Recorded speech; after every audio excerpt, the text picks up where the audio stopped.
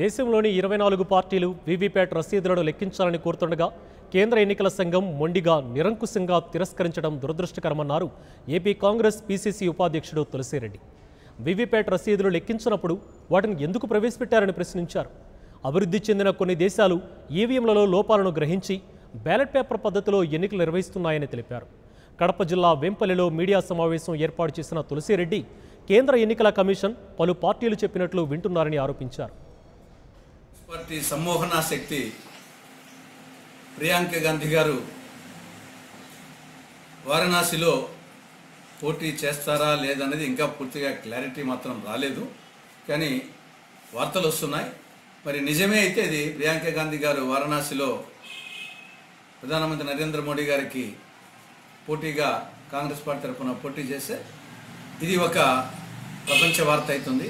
భారతదేశంలోనే కాకుండా ప్రపంచంలో 191 దేశాల్లో ఇది ఒక సెన్సేషనల్ వార్త అవుతుంది. కంచెయ్యే చేను వేస్తే ఏమవుతుంది అన్నట్లుంది కేంద్ర ఎన్నికల కమిషన్ వ్యవహార సరళి. 23 రాజకీయ పార్టీలు, వాటిలో జాతీయ పార్టీలు ఉన్నాయి, ప్రాంతీయ పార్టీలు ఉన్నాయి. 23 రాజకీయ పార్టీలు కేంద్ర ఎన్నికల కమిషన్ను కలిసి ప్రజాస్వామ్యానికి ఎన్నికలు ప్రాణవాయువు, ఎన్నికలు నిష్పక్షపాతంగా అనుమానాలకు తావు లేకుండా జరగాల్సిన. For more updates, please subscribe 99 TV Telugu.